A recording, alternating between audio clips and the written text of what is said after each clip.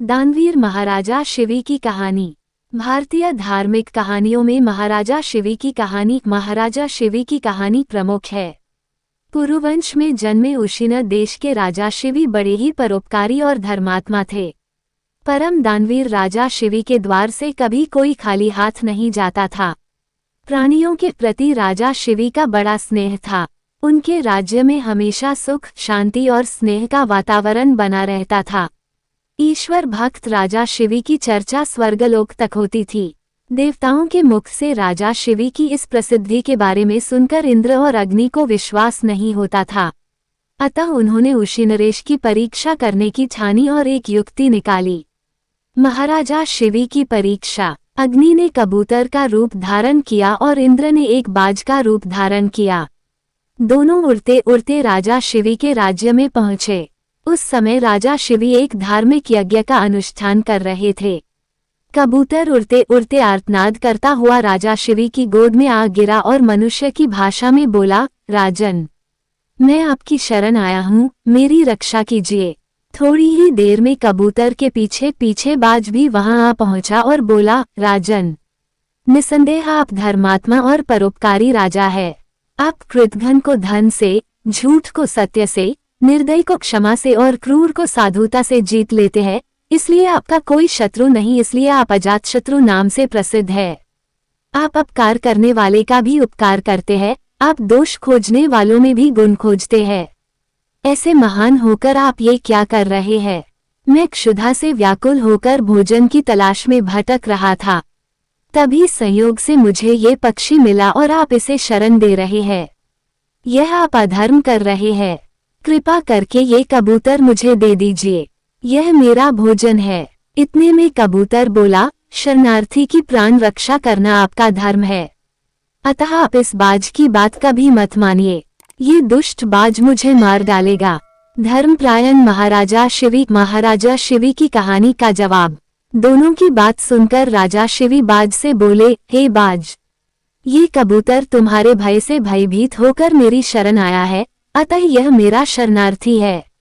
मैं अपनी शरण आए शरणार्थी का त्याग कैसे कर सकता हूँ? जो मनुष्य भय, लोभ, ईर्ष्या, लज्जा या द्वेष से शरणागत की रक्षा नहीं करते या उसे त्याग देते हैं, उन्हें ब्रह्महत्या के समान पाप लगता है। सभी जीवों को अपने प्राण प्रिय होते हैं। समर्थ और बुद्धिमान मनुष्यों को चाहिए कि असमर्थ व मृत्यु भय से भयभीत जीवों की रक्षा करें। अतः हे बाज, मृत्यु के भय से भयभीत ये कबूतर मैं तुझे नहीं दे सकता। इसके बदले तुम जो चाहो खाने के लिए मांग सकते हो। मैं तुझे वह अभीष्ट वस्तु देने को तैयार हूँ। तब बाज बोला, हे राजन, मैं क्षुधा से पीड़ित हूँ।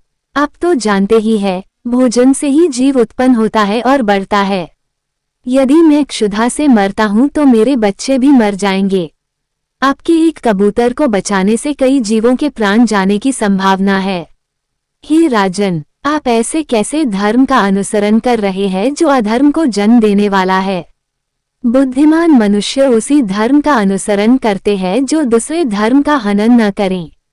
आप अपने विवेक के तराजू से तुलिए और जो धर्म आपको अभीष्ट हो वह मुझे बताइए। शरणार्थी की रक्षा धर्म है।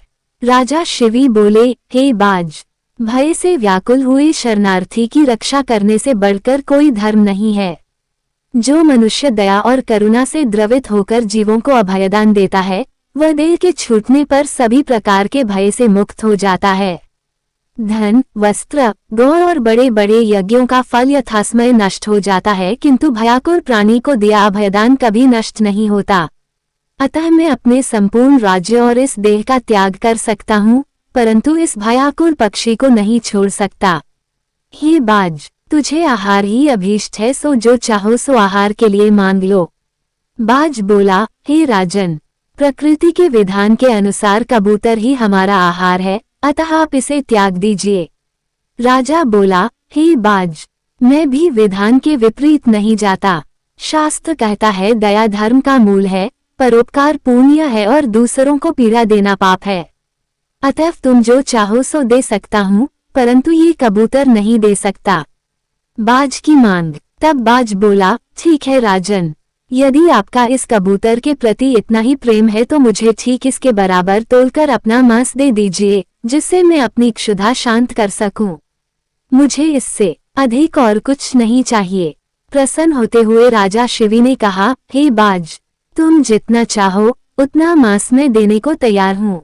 यदि यह क्षणभंगुर देह धर्म के काम न आ सके तो इसका होना व्यर्थ है। ये कहकर राजा ने तराजू मंगवाया और उसके एक पलड़े में कबूतर को बिठा दिया और दूसरे पलड़े में वह अपना मांस काट कर रखने लगे। लेकिन कबूतर का पलड़ा जहां का तहां ही रहा। तब अंत में राजा शिवी स्वयं उस पलड़े में बैठ गए और बोले, हे बाज, ये लो मैं तुम्हारा आहार तुम्हारे सामने बैठा हूँ। पुष्प वर्षा और महाराजा शिवी की कहानी। इतने में आकाश से पुष्प वर्षा होने लगी, मृदंग बजने लगे। स्वयं भगवान अपने भक्त के इस अपूर्व त्याग को देखकर प्रसन्न हो रहे थे। ये देखकर राजा शिवी विस्मय से सोचने लगे कि इस सब का क्या कारण हो सकता है। इतने में वो दोनों पक्षी अंतर्ध्यान हो गए और अपने असली रूप में प्रकट हो गए। इंद्र ने कहा, हे राजन, आपके जैसा धर्मपरायण और त्यागी मैंने कभी नहीं देखा। मैं इंद्र हूँ जो बाज बना था और ये अग्निदेव हैं जो कबूतर बने थे। हम दोनों तुम्हारे त्याग की परीक्षा लेने आए थे। हे राजन, ऐसे मनुष्य विरले ही होते हैं जो दूसरों के उपकार के लिए अपने प्राणों का भी मोह न करें। ऐसा मनुष्य उस लोक को जाता है जहां से फिर लौटना नहीं पड़ता है। अपना पेट पालने के लिए तो पशु भी जीते हैं, किंतु अभिनंदनीय तो वही मनुष्य है जो दूसरों के हित के लिए जीता है। इतना कहकर इंद्र और अग्निदेव स्वर्ग को चले गए। राजा शिवी ने अपना यज्ञ पूरा और कई वर्षों तक पृथ्वी का राज्य भोगने के बाद परमपद को प्राप्त हुए।